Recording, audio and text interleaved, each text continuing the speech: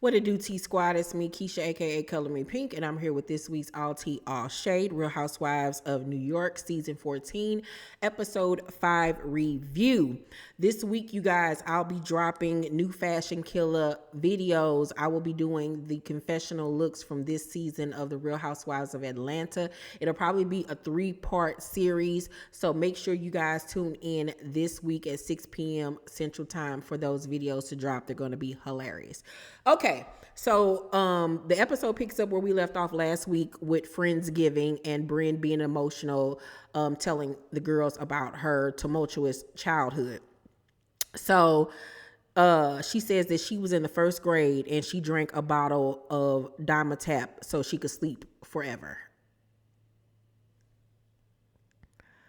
Everybody at the table started just boohoo crying because I have never heard of a little child doing something like that. Like the emotional distress that girl was in. I'm really hoping and praying that she has gone through like extensive therapy about this, because that's insanity. Like, oh my God.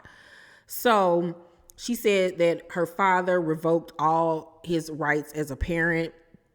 And when she was a senior in high school, he reached out to her because he was dying, like most these Negroes do, and men in general, not even just black men. He has cirrhosis and cancer of the liver cancer. And she doesn't like Thanksgiving because he died on November 12th. And it all makes sense. And I was like, oh my God. And I don't know if you guys remember, but when I was telling you guys that I was going through family issues, my father was in the hospital for cirrhosis of the liver and jaundice, alcoholic, hepatitis. My father was an alcoholic. And it was really touch and go there for a minute. It really honestly was. I was literally going to the hospital to see him every day, because of his alcoholism and him having cirrhosis of the liver. He literally had to learn how to walk all over again, use his hands and arms all over again. He had to go through rehab and everything. It has been a crazy month. July was just craziness for me, and I was literally going through it. But I thank God that he gives me the strength to be able to push forward, keep a smile on my face, stay faithful to God, obedient to God, and know that he'll pull me and my family through. And it just goes to show you guys that you don't have to look like what you're going through. I'm happy to say that my father is back home now. He's doing a lot better, but he was told, if he ever drinks again, it's a wrap. So this is a man that has literally been drinking. I'm 41 years old. So yeah, my whole entire life. So it's a journey that we're going to be on as a family, but we're making our way through it. So I have to give a full story time on everything that happened, y'all, because it was literally on some like Tyler Perry type stuff that was going on with my family, with drama and all types of stuff. But anywho, so I connected with Brynn on all of that. So she says that she chooses happiness because she's been down before. She knows how that is. And I was like, oh my God. Like, are we twins? Like, oh my God, because that's how I view life. Like, I know what it means to be down in the river, like at your lowest of lows. You know what I'm saying? So that's why I always choose to be happy and to not let negativity or drama or tragedy or illnesses, whatever, affect my day-to-day life. You have to choose happiness, because if you allow the weight of the world and family members, a boyfriend, your kids to weigh you down, you're going to be miserable. You're going to be miserable. And just go back and look through my videos in the last, few weeks. I was going through it. Y'all didn't know how bad it was.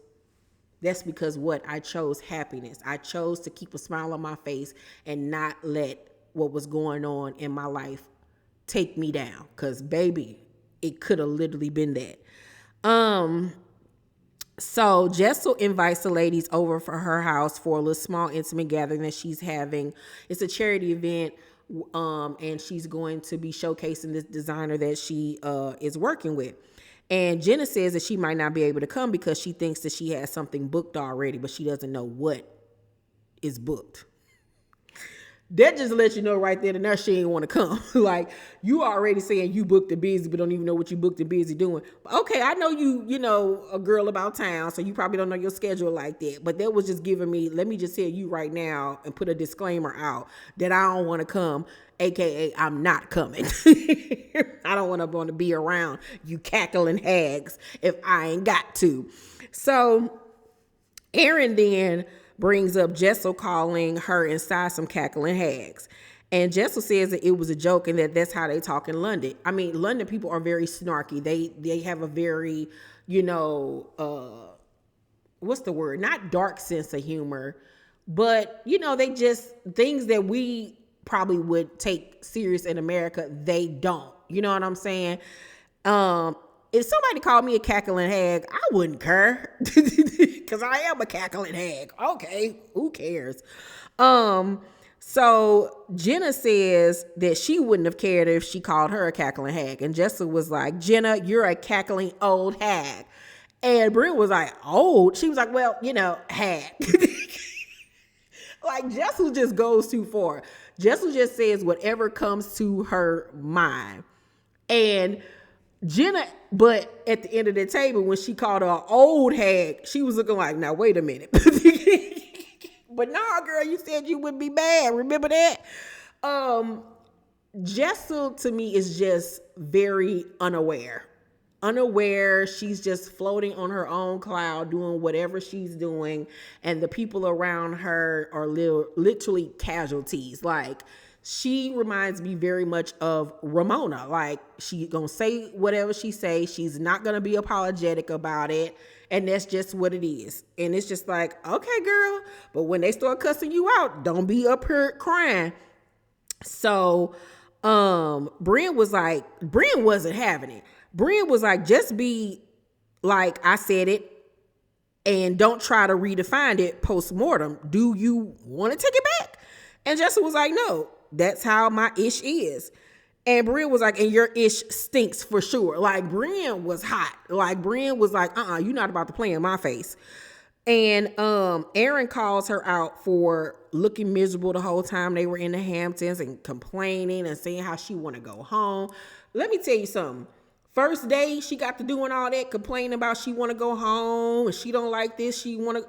Girl, the door is that way. You ain't got to live. You ain't got to stay. Goodbye. You can go home. Girl, I would have kicked her out my house so fast because no way you going to sit up here and be disrespectful to me all weekend, complaining and acting like you don't want to be here.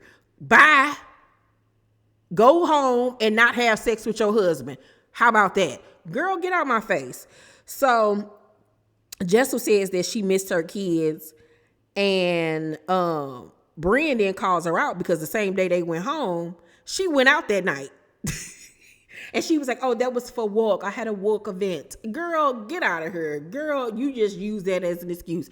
You ain't missed them bad tail kids. You did not miss that. Any mama that is able to be away from her kids, especially them toddler kids for a few days, you need that reprieve to get yourself back in order. And her kids is bad. So, girl, get out of here.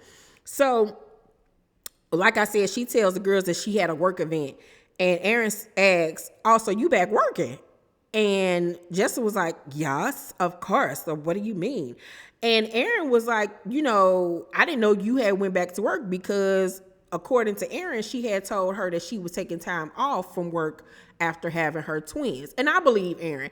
The more the episodes roll out, the more I'm starting to like Erin. I really wasn't feeling Erin the first 2 episodes, but Erin also reminds me of myself, where she kind of like laid back, peeping the scene and clocking stuff. But she do got her tendencies or whatever. But I'm liking Erin a little bit more. She's just a little bit on the dry side for me. You know what I'm saying? But I'm liking her. Jessel then meets up with Erin for a one-on-one, honey, because she was not feeling the fact that Erin questioned her not working. So, Jessel, they meet up at this coffee shop, and she was like, oh, this is really cute. Oh my God. Tribeca is really up and coming. It's really coming. It's thriving. Yeah. And Jessel Erin was looking at her like, what? Tribeca is up and coming. Even I, a person that does not live in New York, visited twice, know that Tribeca is not no area that is up and coming. Tribeca been lit since the early 2000s when J&B had their penthouse apartment in Tribeca. Every rich person, every celebrity lived in Tribeca. Girl, get out of here. Now, the up and coming cities as of recently, like within like the last 6, 7, 8 years, maybe, was like your Brooklyns, even Soho was popping back then, like the boroughs is what's popping out because, gentrification. But like, girl, you sound stupid. Like you was trying to sound like you was that girl about town and knew what you was talking about and sounded ridiculous. So Jessel says that Erin was at, wait a minute.